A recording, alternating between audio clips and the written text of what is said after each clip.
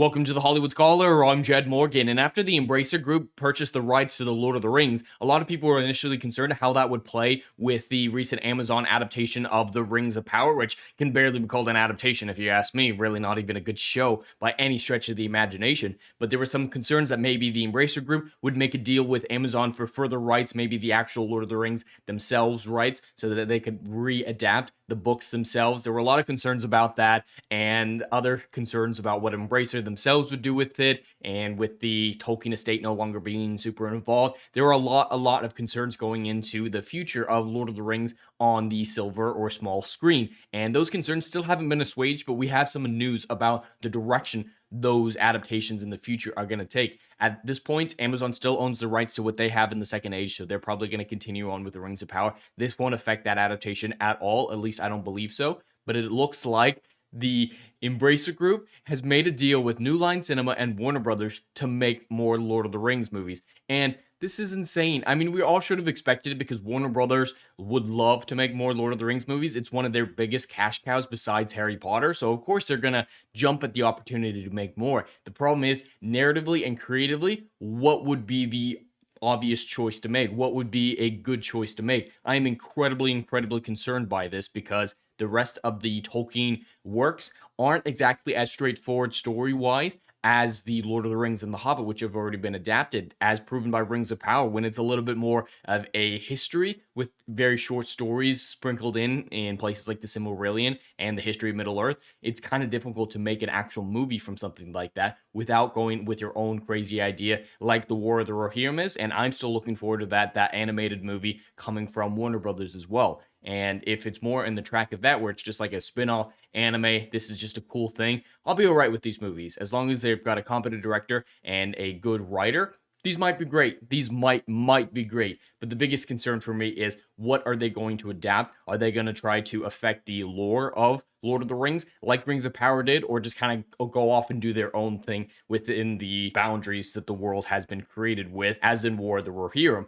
But after this initial news came out, we got some additional information because everyone was initially saying, hey, if you bring back Peter Jackson, if you bring back Fran Walsh, if you bring back Philip Boyens and give them the time they need to actually make a good story versus The Hobbit, where they were rushed and brought in at the last minute, maybe these will be good. And that's what a lot of people on Twitter were saying, like people like the Critical Drinker and others like him were all saying, hey, give Peter Jackson and his writing team the reins, give them the time. Maybe. And that's where I'm at. This could either be amazing or it could be another Rings of Power level disaster. But a small thing has happened right after this news came out that definitely puts it more into that maybe this will be good category, because as reported by Deadline, Peter Jackson is involved in talks, just talks at this point, about the new Lord of the Rings movies. And these actual comments come from Jackson himself, where he says, Warner Brothers and Embracer have kept us in the loop every step of the way. Jackson and Boyan said in a statement, we look forward to speaking with them further to hear their vision for the franchise moving forward. Now, Peter Jackson, I don't necessarily blame him for the Hobbit movies. There were definitely a lot of good parts about the Hobbits.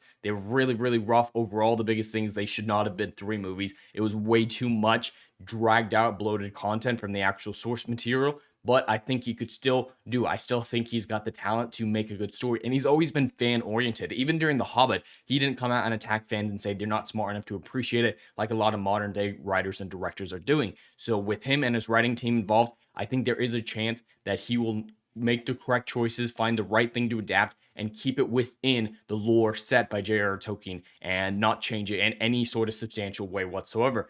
I'm tentatively excited about this, especially if they do get involved. They're just being kept in the loop at this point, but if they do actually come into a contract-based stasis, I might actually check these out with a degree of hope going into it. But with all the garbage that is coming out of Hollywood at this current state, with the Rings of Power being our most recent Lord of the Rings content, I would not blame anyone for being so burned that this does not move the needle for them whatsoever. I'd love to hear what you guys think in the comments below. Does this get you excited about Lord of the Rings again? Are you worried? Does this affect anything? Just very neutral. There's a lot of very legitimate responses to come out of news like this, and I don't really believe that there's any right answer to react to this, considering the current landscape of Hollywood, Lord of the Rings, and Peter Jackson himself to a certain extent. But anyway, that's all I have for today. I'd love to hear your thoughts in the comments below. Please like and subscribe, and I'll see you in the next video. Anon.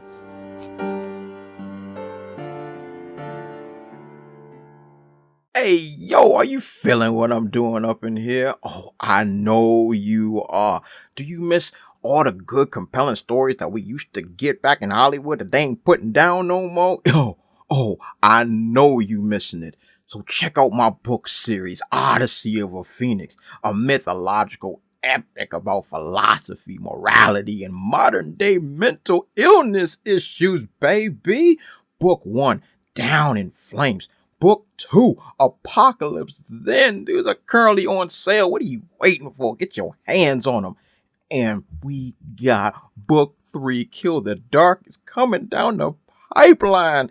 Just wait for all the good stuff this dropping. You ain't gonna be disappointed, fam.